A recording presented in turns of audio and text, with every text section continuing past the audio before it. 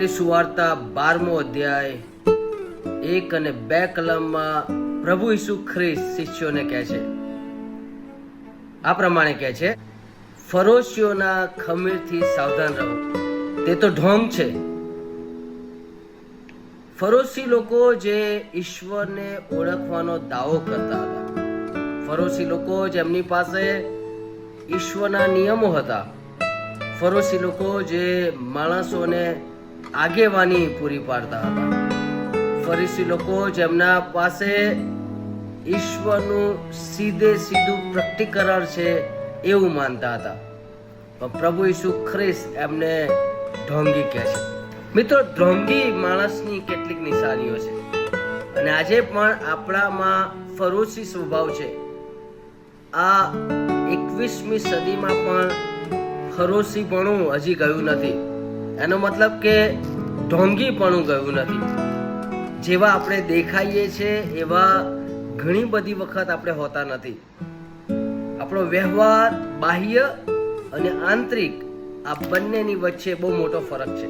એટલા માટે આ 4 બાબતો તમારી સમક્ષ રજૂ કરવા માંગુ છું, જે સ્પષ્ટપણે દેખાય છે કે જો આ પ્રકારનું વલણ છે તો ઢોંગ આપણામાં વધી રહ્યો છે.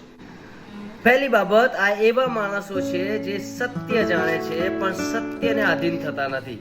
એનો મતલબ કે તેઓ ઈશ્વર વિશે બધું જ જાણે છે પણ તેઓ આધીન થતા નથી.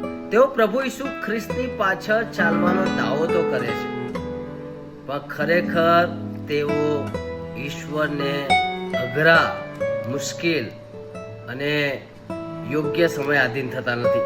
બીજી બાબત, તેઓ સ્વકેન્દ્રિત જીવન જીવે છે અને એમના પાસે સત્તા મેળવવી એનો મતલબ એવો છે કે પોતાની વાહવા, પોતાનો અધિકાર અને પોતાના નિયમો, બીજાની સેવા કરવા માટે તેઓ સત્તા મેળવતા નથી પણ પોતે પોતાને ઊંચા કરવા માટે સત્તા મેળવે છે. ત્રીજી બાબત, તેઓ ધાર્મિક કૃત્યો કરે છે, આંતરિક ખાલીપણું છે. ચોથી બાબત, બાહ્ય દેખાવ બહુ સારો છે, દાન ધર્મ તો કરે છે પણ ઈશ્વરના બદલાણથી એ બહુ દૂર છે. જીવનમાં ખરેખર બદલાણ નથી, જીવનમાં ખરેખર શાંતિ નથી, ઈસુને ઓળખ્યા નથી ને ઈસુ સાથે મુલાકાત નથી. જો આ પ્રકારનો વ્યવહાર છે તો સમજી લેવું કે ક્યાંક ને ક્યાંક આપણામાં ઢોંગી સ્વભાવ વૃદ્ધિ પામી રહ્યો છે.